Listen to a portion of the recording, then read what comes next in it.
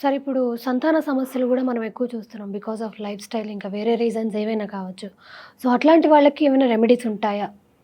అమ్మ ఇప్పుడు మనం రోడ్డు మీద వెళ్తుంటే స్కూల్స్ ఎన్ని హాస్పిటల్స్ ఎన్నే కాకుండా సంతాన సమస్యలు అనే హాస్పిటల్స్ ఎక్కువైపోయింది. 49 అవును.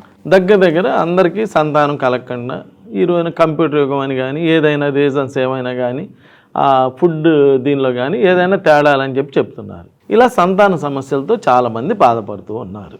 అలా బాధపడుతున్నటువంటి వాళ్ళు నా లైఫ్ ఇంతేలే, నాకు ఇంక సంతానం కలగదు అని ఏ ఆత్మహత్యలు చేసుకోవటమో ఏ లైఫ్ని పాడు చేసుకోవటమో చెయ్యొద్దు. ఆస్ట్రోన్యూమరాలజీలో సంతాన సమస్యలకి ఒక అద్భుతమైన రెమెడీస్ ఉన్నాయి. గుంటూరులో ఒక డాక్టర్ గారు, హోమియో డాక్టర్ గారు, వారు డాక్టర్ గారే కాకుండా గొప్ప ఆస్ట్రాలజిస్టే కాకుండా గొప్ప ఆధ్యాత్మికవేత్త, ఒక చాలా గ్రేట్ పర్సన్. ఆయనకి సంతానం లేదు. సరే నా దగ్గరికి ఎవరో తీసుకొచ్చారు, ఎవరు చెప్తారు కదా, చెప్పి తీసుకొస్తే ఆయనే ఆస్ట్రాలజిస్ట్ కదా, చెప్తే నేను చూసి మీకు అమ్మాయి అబ్బాయి పుడతారండి అని చెప్పాను. వెంటనే ఆయన ఏమన్నాడు తెలుసా, ఆ విషయం తప్ప వేరేది మాట్లాడండి అన్నాడు. అంటే అర్థమైందమ్మా, అంటే ఆయన వెక్స్ అయిపోయాడు. ఆయనకి తెలుసు పిల్లలు పుట్టరని, కానీ వీడు అబద్ధాలు చెప్తున్నాడు. నాకు తెలుసు కదా అబ్బాయి పుడతా, ఎందుకంటే ఆయనే గ్రేట్ ఆస్ట్రాలజిస్ట్ మనకన్నా, అక్కడ ఎవరికన్నా మీకన్నా గ్రేట్. మనమే గొప్ప కాదమ్మా, ప్రపంచంలో చాలామంది గొప్ప వాళ్ళు ఉన్నారు, అందరికీ మన ధన్యవాదాలు. అంటే నేను అన్నాను చూద్దాం కదా సార్ అన్నా. అలానే 1 ఇయర్కి కమల పిల్లలు అమ్మాయి అబ్బాయి పుట్టారు.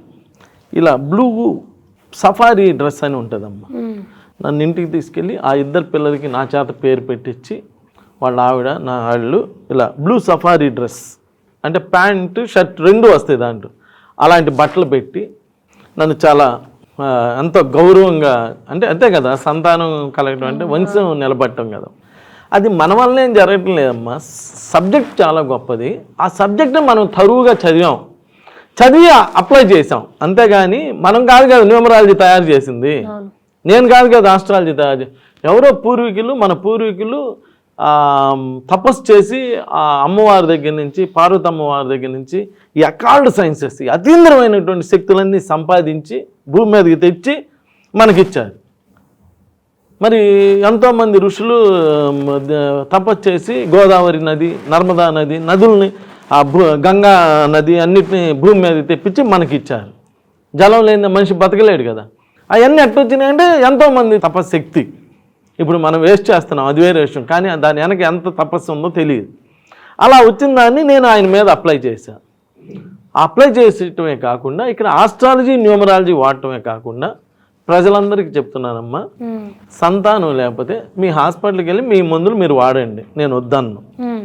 ఎవరైనా ఆస్ట్రోన్యూమరాలజిస్ట్ దగ్గరికి వెళ్ళి మంచి పేరు మంచి ఆ జాతకం కూడా చెప్పించుకోండి, కాదన్ను ఎవరి దగ్గరైనా. కానీ హిందువులైతే గురు చరిత్రలో 39వ అధ్యాయం చదవండి. 39వ అధ్యాయంలో ఒక ఆమెకి పిల్లలు లేకపోతే 60 ఏళ్ళు వచ్చినా కానీ పిల్లలు లేకపోతే గురువు ఒక అమ్మాయిని ఒక అబ్బాయిని ఇచ్చాడు.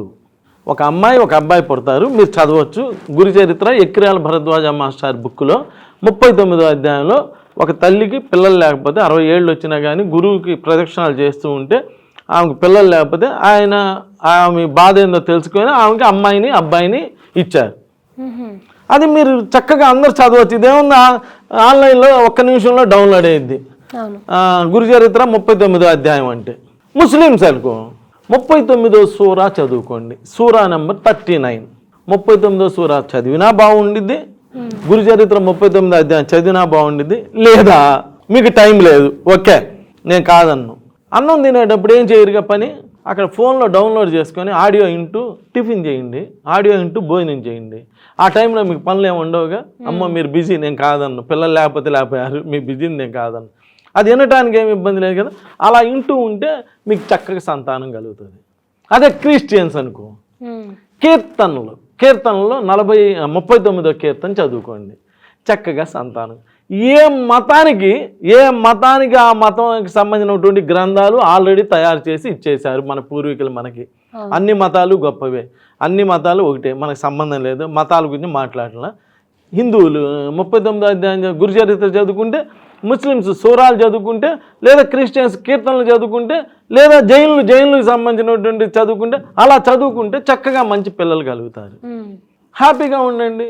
మీ మెడికల్ని తీసుకోండి, ఆస్ట్రాలజీ న్యూమరాలజీ ఫాలో అవ్వండి.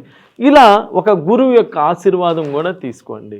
100% మంచి రిజల్ట్స్ వస్తాయి. సో నేను మీకు చెప్పేది ఏంటంటే, సంతానం లేకుండా ఎవరైనా బాధపడుతుంటే ఒక్కసారి నన్ను టచ్ చేయండి. అందరినీ టచ్ చేసినారు కదా, అందరు అయినాక ఒక్కసారి నన్ను కూడా టచ్ చేసి చూడండి. 100% సంతానం కలుగుతుంది. ఎందుకంటే నా దగ్గరకు 100 మంది సంతానం లేదని వస్తే 100 మందికి పిల్లలు కలిగారు. అంత అద్భుతమైనటువంటి రిజల్ట్స్ వస్తున్నాయి.